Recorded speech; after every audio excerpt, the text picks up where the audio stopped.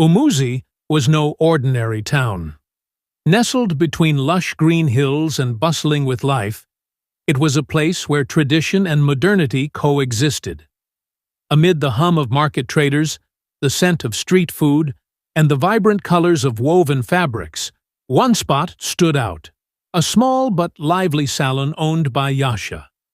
From dawn till dusk, Yasha's salon buzzed with chatter, laughter, and the rhythmic sound of braiding hair. The women of Umuzi would flock to her, their faces alight with excitement. It wasn't just the speed of Yasha's work that amazed them. It was the artistry. Intricate cornrows, elegant twists, and elaborate braided designs were crafted with such precision that it seemed as though Yasha's hands were guided by unseen forces. But there was one peculiar rule in her salon that left many bewildered. No mirrors were allowed. The door bore a sign written in bold letters. No mirrors allowed beyond this point. Customers were required to leave all reflective items at the entrance. Bags were checked, and even shiny jewelry was prohibited. Strangely, no one dared to challenge this rule for fear of being denied service. For most, Yasha's extraordinary skill outweighed her peculiar restrictions. Despite its oddity, the no-mirror policy became a quirky trademark of the salon, whispered about in markets and gatherings across Umuzi. "She's strange but gifted," people would say. "What takes others hours, she does in minutes. Maybe even the spirits braid with her." Yasha herself was an enigma. In her mid-30s, she carried herself with quiet confidence. Her box braids, always neat and adorned with cowrie shells, framed a face that held secrets in its deep brown eyes. Her clients noticed her unwavering focus as she worked, her fingers moving like lightning, weaving patterns into hair with an elegance unmatched in the region. But there was something else, something unspoken, that lingered around her. A presence, a weight that she never revealed. As her reputation grew, so did the curiosity surrounding her. Some clients whispered theories. "Maybe she's hiding something," one would say while waiting for her turn. "Why else would she ban mirrors?" another would reply. Yet no one dared to ask Yasha directly. Her salon was a sanctuary, a place where women felt transformed and empowered, and they were unwilling to risk being cast out. The midday sun hung high over the bustling streets of Umuzi, casting warm, golden light over the town's vibrant landscape. The marketplace buzzed with life. Vendors shouted about their wares, children darted through the crowds, and the scent of grilled plantains mixed with the earthy aroma of freshly turned soil. At the edge of the commotion, where the streets narrowed and homes gave way to clustered shops, stood a small yet iconic establishment. Yasha's Salon. Zuri had heard about the salon long before she arrived in Umuzi. The stories were as vibrant as the town itself, swirling with awe and curiosity. "She braids faster than the wind," one person had told her. "Her styles are flawless, like art," another had said. And then, always, the whisper, "But beware the rule about mirrors." Now, standing at the entrance, Zuri found herself staring at the bold sign on the door. No mirrors allowed beyond this point. The letters were painted in a deep, assertive red, almost daring anyone to challenge them. She tilted her head, her long dreadlocks cascading over one shoulder, their golden cuffs catching the sunlight. "No mirrors?" she murmured to herself, her tone laced with curiosity. "That's strange for a salon." She adjusted her mustard-yellow jumpsuit, the fabric soft and breathable in the humid air, and glanced at her reflection in the shop window next door. Her dreadlocks, neatly maintained and adorned with the gold cuffs she'd collected over the years, framed her oval face perfectly. Her sneakers, slightly scuffed from travel, grounded her otherwise bold look. Zuri was used to turning heads, but now she found herself caught off guard by the peculiarity of Yasha's rule. As she reached for the door handle, a voice called out behind her. "First time here?" Zuri turned to see an older woman sitting under a nearby tree, her hair wrapped in a bright orange gel. She was peeling oranges with practiced ease, her eyes sharp and curious. "Yes," Zuri replied. "Is it true about the no mirrors?" The woman chuckled, her fingers deftly removing another strip of peel. "Oh, it's true. Yasha's been running this salon for years, and she's never let a mirror cross that threshold. People say it's her secret to staying so fast. No one can interrupt her with complaints." Zuri raised an eyebrow. "But doesn't it make people uncomfortable, not seeing what's happening to their hair?" The woman shrugged, her expression both amused and knowing. "Maybe, but Yasha's work speaks for itself.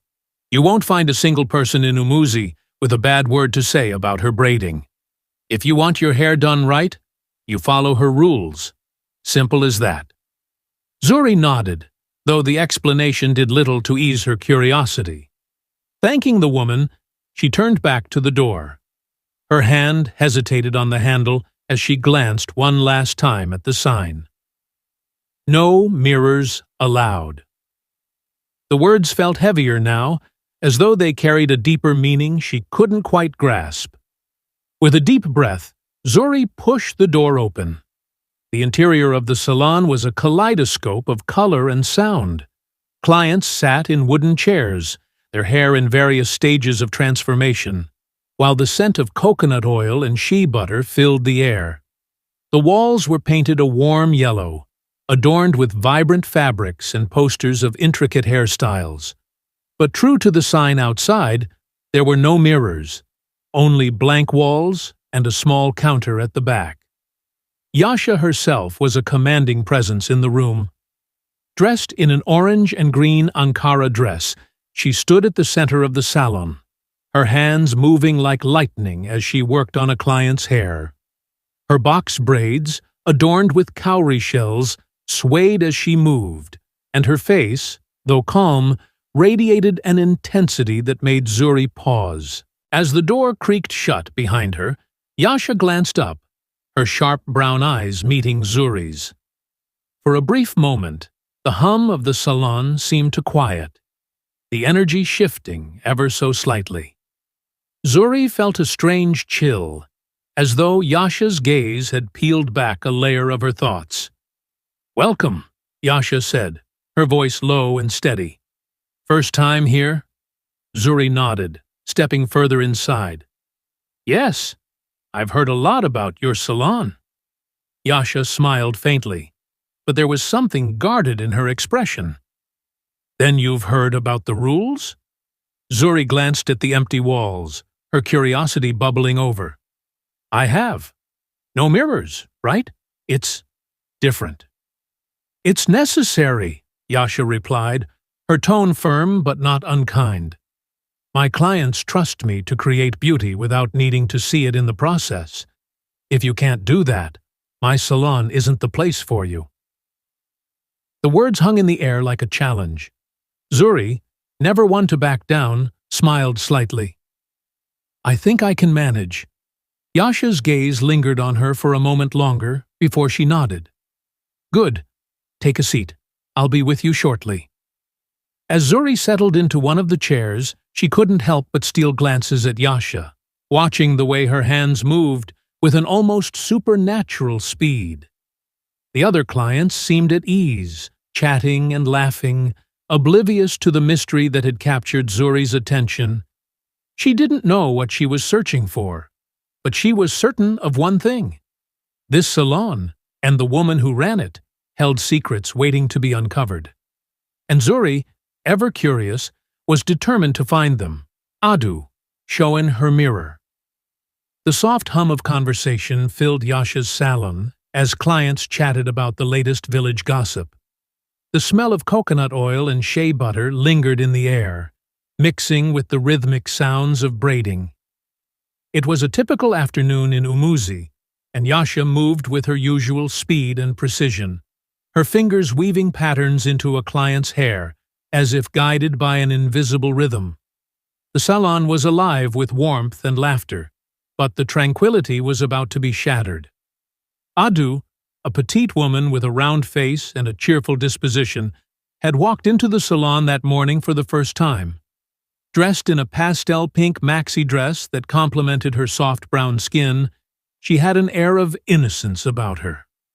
Her short afro curls framed her face, bouncing lightly as she moved. Adu seemed excited, clutching a small handbag as she took in the vibrant atmosphere of the salon. She was new to Umuzi and had heard glowing recommendations about Yasha's unmatched braiding skills. Adu didn't know, however, about Yasha's most sacred rule. And as she sat down in one of the salon's chairs, the small hand mirror in her pocket seemed harmless to her. Yasha approached her, her expression neutral but welcoming. "Welcome to my salon. What style are you looking for today?" she asked, her hands resting on her hips. Adu smiled brightly, pulling out her phone to show Yasha a photo of an intricate braided updo. "I'd like something like this, but with a few extra twists at the top." Yasha nodded, studying the photo. "That's no problem. It'll take about an hour. Please sit back and relax." As Yasha began working, Adu couldn't help but marvel at how quickly and skillfully her hair was being braided. "You're really fast," she remarked, glancing at Yasha in the mirrorless wall ahead of her. Yasha only smiled faintly, focused entirely on her work. She didn't engage much in conversation while braiding. Her concentration was almost sacred. But Adu, unaware of the salon's strict rules, felt the urge to check Yasha's progress. She reached into her bag and pulled out a small hand mirror, round, with a shiny silver frame. She held it up to inspect her hair, tilting it this way and that. She was just about to compliment Yasha's speed when the atmosphere in the salon shifted dramatically. Yasha froze. Her hands, which had been moving with lightning speed, suddenly stopped mid-braid. Her head snapped toward Adu, and her eyes widened in horror. The other clients, sensing the abrupt change, turned to look. The lively chatter died instantly, replaced by an eerie silence. What are you doing?" Yasha demanded, her voice sharp and trembling with an emotion Adu couldn't quite place. Was it anger? Fear? Adu blinked, confused by the sudden tension. "I was just checking my hair. I wanted to see if the style was coming out right." Yasha's hand shot out, pointing at the mirror with an almost accusatory gesture. "Did no one tell you? No mirrors are allowed in my salon. None." Her voice rose, each word landing like a gavel in the silent room. Adu's eyes widened. "I'm sorry. I didn't know," she stammered, lowering the mirror quickly. "I didn't mean to break any rules." "You didn't know?" Yasha's tone was incredulous. "There's a sign on the door. It's the first thing everyone sees when they enter." Her voice wavered, and her usually calm demeanor cracked, revealing an edge of vulnerability. One of the other clients, an older woman, whispered to the person next to her. "I've never seen her react like this. It's just a mirror. Why is she so upset?" Another client shook her head. "It's not just a mirror. It's the rule. There must be a reason." Adu, now visibly flustered, quickly shoved the mirror back into her bag. "I'm really sorry. I didn't mean to upset you." But Yasha wasn't just upset. Her breathing had quickened, her hands trembling slightly as she clenched and unclenched her fists. She glanced around the room, as if checking to see if anything else was out of place. Her eyes darted to the blank walls, her expression tense and uneasy. "Do you have any idea what could have happened?" Yasha hissed, more to herself than to Adu. Adu tilted her head, confused. "What do you mean? It's just a mirror." No, it's not just a mirror, Yasha snapped. She paused, as if realizing she'd said too much, and took a deep breath, trying to regain her composure. If you want me to finish your hair, that mirror stays out of this salon. Do you understand? Adu nodded rapidly. Of course. It won't happen again. Yasha glanced at the mirror one last time, as though it were a live grenade that had just been diffused. Then, with deliberate movements, she picked up the braid she had been working on and resumed her work.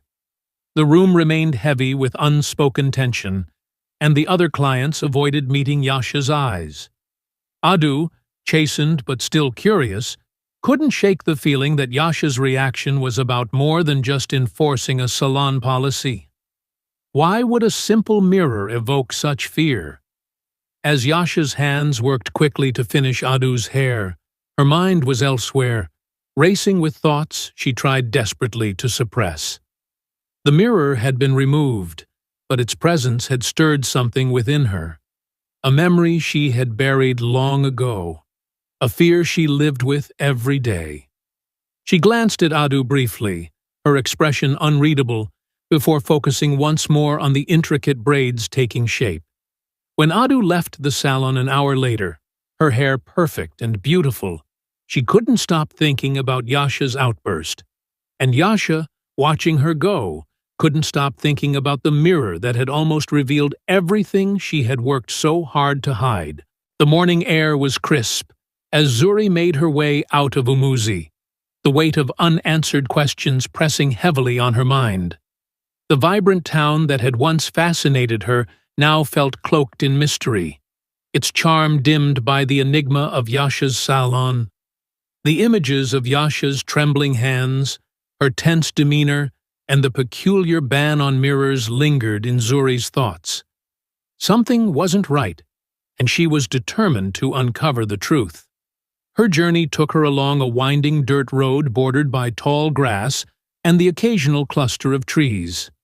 At the end of the path lay the neighboring town of Edzioma, a place quieter and more traditional than bustling Umuzi. It was said that Edzioma was home to Mama Ifeoma, an elderly woman renowned for her spiritual insight. She was known to see things that others could not, and was often sought out for advice, blessings, or guidance in times of uncertainty. Zuri approached Mama Ifeoma's modest home, a clay-walled structure adorned with traditional symbols painted in white chalk. The scent of burning herbs wafted through the air, and faint chants could be heard from within. Nervously, Zuri knocked on the wooden door.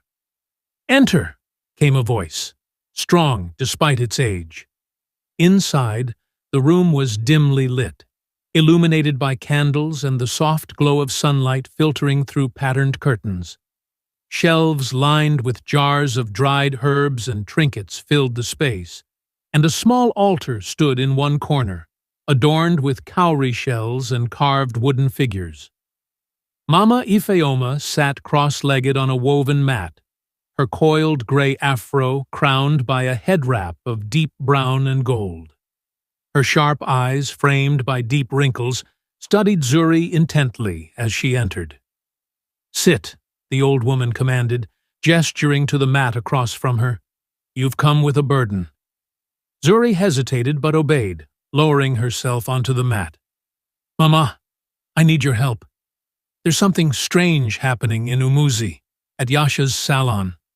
She's incredibly talented, almost impossibly so, but there's something off. Her rule about mirrors, the way she reacted to a client bringing one in, it doesn't feel normal." Mama Ifeoma nodded slowly, her expression unreadable. "You speak of Yasha, the hairdresser?" "Yes," Zuri replied. "I need to know why she's so secretive, why she's so afraid. Everyone says she's just gifted, but I feel there's more to it. Something she's not telling anyone." For a moment, Mama Ifeoma said nothing, her eyes closing as she tilted her head back slightly, as if listening to something Zuri couldn't hear. When she opened her eyes again, they gleamed with a strange intensity. "Yasha is not gifted," she said bluntly. "She is cursed." Zuri's breath caught. "Cursed? What do you mean?" Mama Ifeoma leaned forward, her voice lowering. Yasha's speed, her precision, her ability to transform hair into art. It is not her own. She is aided by a spirit, a malevolent force that has been bound to her since infancy. Zuri's mind reeled. A spirit? How? Why would this happen to her? The elderly woman sighed deeply, her gaze growing distant. When Yasha was a baby, her mother sought help from a powerful spirit to save their family from poverty. In exchange, the spirit demanded a bond with the child. Yasha would grow up to become a hairdresser, touching the heads of many. The spirit thrives on human energy, and it feeds through Yasha's hands each time she braids someone's hair. Zuri shivered, the pieces of the puzzle beginning to fit together. That's why she's so fast. That's why her styles are so perfect. Yes, Mama Ifeoma confirmed, but it comes at a cost. Yasha's life is not her own. The spirit controls her, dictates her choices. And the mirrors? They are dangerous to the spirit. Reflections reveal its presence. If someone were to look into a mirror while Yasha is working, they might see more than just themselves. They might see the truth. Zuri's heart raced. She thought back to Adu's small hand mirror and Yasha's panicked reaction. The fear in her eyes hadn't been irrational. It had been genuine terror. Why doesn't Yasha try to break free? Surely she doesn't want to live like this. Mama Ifeoma's face softened. She is bound, child. The spirit is powerful, and breaking such a bond is no simple matter. It would require great risk and even greater strength. Yasha has lived this way for so long, she likely believes there is no way out. Zuri clenched her fists, anger bubbling within her. That's not fair. She didn't choose this. Life is rarely fair, Mama Ifeoma said, her voice heavy with wisdom. But you, child, have a choice. If you wish to help her, you must act with courage and wisdom. Do not confront the spirit unprepared. It will not release her willingly. Zuri leaned forward, determination blazing in her eyes. What can I do? How can I help her? Mama Ifeoma regarded her for a long moment before rising to her feet. She moved to a shelf, retrieving a small, ornately carved mirror. Its surface was dull, almost opaque, as though it absorbed light rather than reflecting it. This, she said, handing the mirror to Zuri, is no ordinary mirror. It has been blessed and infused with the power to trap malevolent spirits. If you can bring this into Yasha's salon and use it to reveal the spirit, you may be able to weaken it. But be warned, the spirit will not go quietly. It will fight, and it will lash out. You must be ready for whatever comes. Zuri accepted the mirror, its weight feeling heavier than it should have. Thank you, Mama Ifeoma. I'll do whatever it takes. The old woman placed a hand on Zuri's shoulder, her grip firm despite her age. Be careful, child. You are walking into dangerous waters, but with bravery and the right tools, even the darkest forces can be overcome.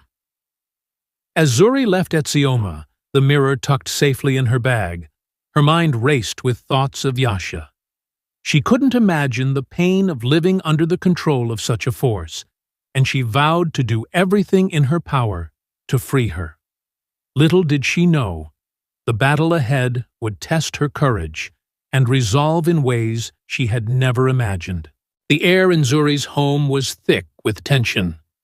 The room, dimly lit by flickering candles, felt smaller than usual as Zuri stood over the intricately carved mirror resting on her kitchen table. It was a relic, the frame heavy with the weight of secrets and old magic. The elderly woman who had provided it sat silently across from her, her frail hands folded in her lap. Her milky eyes seemed to stare into a realm beyond sight, and her voice, when she finally spoke, was low and gravelly. "This mirror will not simply trap the spirit," the old woman murmured. "It will reveal its true form. But you must be prepared, child. Yasha is no ordinary spirit.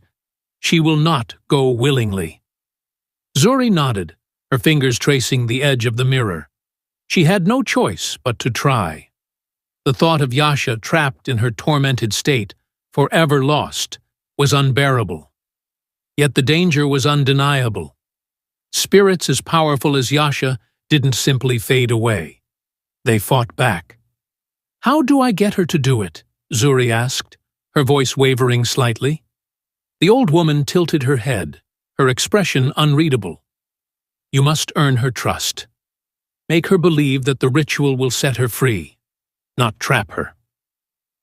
Zuri's stomach churned at the thought.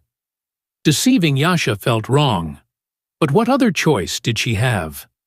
If the spirit remained unchecked, she would continue to wreak havoc, endangering everyone around her, including Zuri. Over the next few days, Zuri began to spend more time with Yasha, carefully crafting her approach. She treated the spirit with kindness, asking her questions about her life before death, listening as Yasha recounted fragments of her past.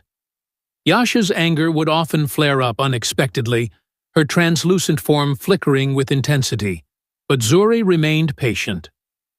"What do you want, Yasha?" Zuri asked one evening as they sat in the quiet of her room. The spirit hovered near the window, her form barely visible against the moonlight. Yasha turned, her ghostly face softening for a moment. "I want to be whole again," she whispered. "I want to feel alive." Zuri's heart ached at the admission. She had always seen Yasha as a force of chaos, but now she saw the pain beneath it all. The longing, the desperation. It only strengthened her resolve. "I think I can help you," Zuri said cautiously. "There's a ritual. One that could bring you peace." Yasha's eyes narrowed. "Peace? Or oblivion?" "Peace," Zuri insisted. "But it's not without risk. You'd have to trust me." Yasha studied her for a long moment, the silence stretching thin between them. Finally, she nodded, though there was a flicker of doubt in her gaze. "I'll trust you. But if this is a trick, Zuri?" "It's not," Zuri said quickly, hoping the spirit couldn't sense the half-truth behind her words. "You have my word." The night of the ritual arrived swiftly. Zuri prepared the room carefully, following the old woman's instructions to the letter. The mirror sat in the center of a salt circle, surrounded by herbs and crystals meant to amplify the spell's power. Incantations were scrawled on the floor in chalk, their ancient symbols glowing faintly in the candlelight. Yasha appeared as the clock struck midnight, her form more solid than usual. Zuri wondered if the spirit could sense the energy in the room, the heavy anticipation that hung in the air. "This is it?" Yasha asked, her voice laced with skepticism. "Yes," Zuri said, her hands trembling slightly as she lit the final candle. "You'll need to stand in front of the mirror and look into it while I recite the incantation. It might feel strange, but you have to stay still. Can you do that?" Yasha nodded, her expression unreadable. She floated toward the mirror, her ghostly hand reaching out to touch its surface. For a moment, Zuri thought she saw a flicker of fear in the spirit's eyes, but it was gone as quickly as it had appeared. Zuri took a deep breath and began to chant. The words, foreign and guttural, felt heavy on her tongue. The air in the room grew colder, the candles flickering wildly as the spell took hold. At first, nothing happened. Then, the mirror began to glow, its surface rippling like water. Yasha's reflection stared back at her, but it was different. distorted, monstrous. The spirit recoiled, her form flickering violently. "What is this?" Yasha demanded, her voice a mix of anger and fear. "Stay still!" Zuri shouted, her voice shaking. "It's part of the ritual!" But Yasha wasn't listening. The spirit's form began to writhe, her translucent body twisting and contorting as the mirror pulled at her essence. The room filled with an ear-splitting scream, and Zuri covered her ears, tears streaming down her face as she continued the incantation. As the final words left Zuri's lips, the mirror shattered, its pieces scattering across the floor. In the center of the circle stood Yasha, her form no longer ghostly but solid, tangible. But she wasn't the woman Zuri had come to know. She was something else entirely, a being of darkness and fire, her eyes glowing with an otherworldly light. Zuri stumbled backward, her heart pounding. The old woman's warning echoed in her mind. Yasha will not go willingly. "You lied to me," Yasha hissed, her voice echoing unnaturally. "You said this would set me free." "I had to," Zuri cried. "You were hurting people, hurting yourself. This was the only way." Yasha's fiery gaze bore into her, and for a moment Zuri thought the spirit would strike her down. But then something shifted. The anger in Yasha's eyes gave way to sorrow, her fiery form flickering as if she were about to dissolve. "I just wanted to be whole," Yasha whispered, her voice breaking. "I know," Zuri said softly, tears streaming down her face. "And I'm sorry." As dawn broke, the room was silent once more. The shattered mirror lay forgotten, and Yasha's form had vanished, leaving only a faint warmth in the air. Zuri sat on the floor, exhausted and trembling, her mind racing with what had just transpired. The old woman's words returned to her. "The mirror reveals the truth, but it's up to you to decide what to do with it." Zuri didn't know if she had truly freed Yasha or simply shifted her torment to another form. But as the first rays of sunlight streamed through the window, she felt a glimmer of hope. Hope that, perhaps, Yasha had finally found the peace she had longed for. And with that, Zuri made a silent vow to honor Yasha's memory by helping others, to use what she had learned to protect and heal. The battle was over, but her journey was just beginning.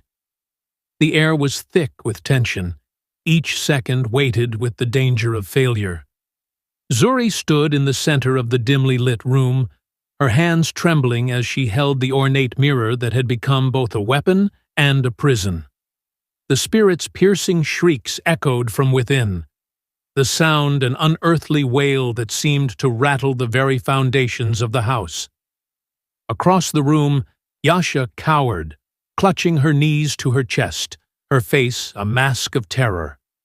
The elderly woman, Amananeka, whose wisdom had guided Zuri to this moment, stood firm.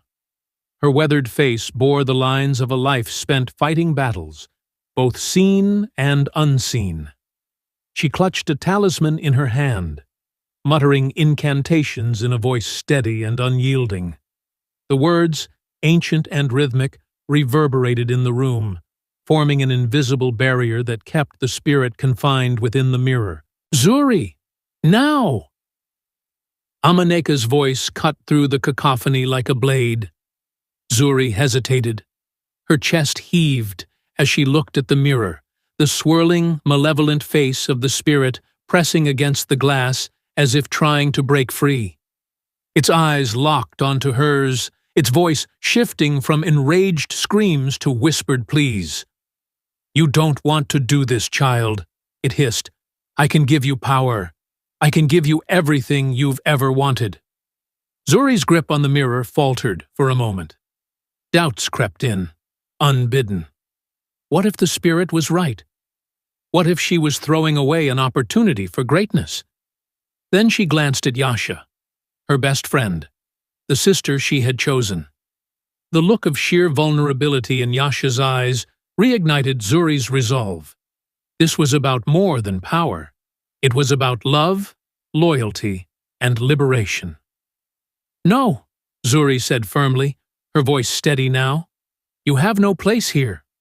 With a deep breath, Zuri raised the mirror high above her head. The spirit's face contorted with fury, its screeches rising to a deafening crescendo. "Break it!" Amaneka commanded. Zuri hesitated no longer. With all the strength she could muster, she hurled the mirror to the ground. Time seemed to slow as it left her hands, tumbling end over end before shattering against the cold, hard floor. The sound was unlike anything Zuri had ever heard. An explosion of glass, a piercing wail, and a deep, resonating hum that shook the walls. The spirit let out one final scream, a sound of pure, unbridled rage, before dissipating into nothingness. The room fell silent. The oppressive weight that had hung in the air lifted, replaced by a profound stillness. Zuri sank to her knees, her chest heaving as she gasped for air. Yasha crawled to her side, wrapping her arms around her in a tight embrace. Tears streamed down both their faces, a mix of relief, exhaustion, and triumph. Amaneka approached them slowly, her talisman now quiet in her hand. She knelt beside Zuri, placing a reassuring hand on her shoulder. "You did well, child. You faced the darkness and overcame it." Zuri looked up at the older woman, her eyes glistening. "It's over?" "For now," Amaneka replied, her tone grave. "But the echoes of such spirits linger. You must remain vigilant." As the three women sat together in the aftermath, the shattered remnants of the mirror glinted ominously on the floor. Zuri stared at them, a mixture of pride and trepidation in her heart. She had won this battle, but she knew the fight against the forces of darkness was far from over. Outside, the first rays of dawn broke over the horizon, bathing the house in a golden light. It was a new day, a day free from the spirit's torment. But for Zuri, Yasha, and Amaneka, it was also the beginning of a new chapter in their lives, one where they would always be ready to confront whatever shadows dared to rise again. Zuri pushed open the heavy glass door of the salon, her heart pounding with the weight of what she was about to say. The familiar scent of hair products and the faint buzz of the overhead lights felt strangely oppressive now. She found Yasha at the far end of the room, nervously sweeping stray hairs into a neat pile. Her shoulders were hunched, her movements jittery. It was as if the oppressive presence of the spirit had drained all her energy. "Yasha," Zuri said firmly, stepping closer. Her voice cut through the silence, startling her friend. Yasha looked up, her eyes wide and shadowed with fear. "Zuri, what are you doing here? You shouldn't have come back." "I had to," Zuri replied, her tone resolute. "I know how to end this." Yasha froze, the broom slipping from her grasp. "What are you talking about? End this? You don't understand. It's too powerful. It's everywhere." Zuri grabbed Yasha's hands, forcing her friend to look at her. "Listen to me. I spoke to someone who knows how to deal with this. Amaneka helped me. She taught me how to trap it." Yasha's face crumpled, tears threatening to spill. "Zuri, I'm scared. It's been tormenting me for weeks. Every time I close my eyes, it's there. Every time I try to leave, it pulls me back. What if it won't let me go?" "That's exactly why we have to do this now," Zuri said, her voice steady despite the fear bubbling in her chest. "You deserve to be free, Yasha. We'll do this together. Trust me." For a long moment, Yasha stared at her, torn between hope and terror. Finally she nodded, wiping her eyes. "Okay. Tell me what to do." Zuri pulled the mirror from her bag, its ornate edges gleaming faintly in the dim salon light. This mirror is the key. Ama said it will reflect the spirit and trap it. But we have to be ready. It will fight back. Yasha swallowed hard, her hands trembling as she reached out to touch the mirror. And then what? Once it's trapped, Zuri said, I'll destroy the mirror. That will sever its connection to this world. The two friends moved quickly, rearranging the salon to create a clear space in the center. Zuri set the mirror on a stand, angling it toward the corner where Yasha had said the spirit's presence felt strongest. They dimmed the lights, casting eerie shadows across the room. Are you ready? Zuri asked, gripping Yasha's hand tightly. Yasha nodded, though her entire body shook. Let's do this. As soon as Zuri whispered the first words of Amaneka's incantation, the atmosphere in the salon changed. The air grew heavy, oppressive, as if an unseen force was pressing down on them. The mirror began to tremble on its stand, the surface rippling like water. Then it appeared. The spirit materialized in the corner of the room, its form shifting and amorphous, a grotesque blend of shadow and light. Its eyes glowed with an unnatural red hue, locking onto Yasha with a predatory gaze. You dare defy me? It hissed, its voice a bone-chilling mixture of rage and contempt. Zuri tightened her grip on Yasha's hand. Stay strong, she whispered. The spirit lunged toward Yasha, but the mirror caught its reflection, halting it mid-air. A blood-curdling scream erupted from the spirit as it writhed and twisted, trying to escape the mirror's pull. The glass glowed, pulsating with an eerie light as the spirit's form was drawn toward it. The salon erupted into chaos. Lights flickered wildly, and furniture was flung across the room by an invisible force. Yasha screamed as the spirit's tendrils lashed out, one of them grazing her arm and leaving a searing mark. Zuri! Yasha cried, her voice filled with terror. It's too strong! No, it's not! Zuri shouted back, her voice barely audible over the din. She clutched the talisman Ama had given her and continued the incantation, her voice steady despite the panic clawing at her. The spirit let out another furious wail, its form distorting further as it was pulled closer to the mirror. It lashed out again, this time aiming directly for Yasha's throat. Zuri lunged forward, shoving Yasha out of the way just in time. Hold on! Zuri yelled. It's almost over! The spirit's face pressed against the surface of the mirror, its screams echoing as it was finally sucked inside. The glow from the mirror intensified, blinding in its brilliance, before fading into an eerie silence. The salon was still. The mirror sat on the stand, its surface now dark and lifeless. Yasha collapsed onto the floor, her chest heaving as she gasped for air. Zuri knelt beside her, wrapping her arms around her friend. We did it, she said, her voice shaking. It's trapped. Yasha looked at the mirror, tears streaming down her face. Thank you, Zuri. You saved me. But Zuri's relief was short-lived. She knew the fight wasn't over. The final step was still ahead. The mirror had to be destroyed, and she could only hope it would be enough to free Yasha.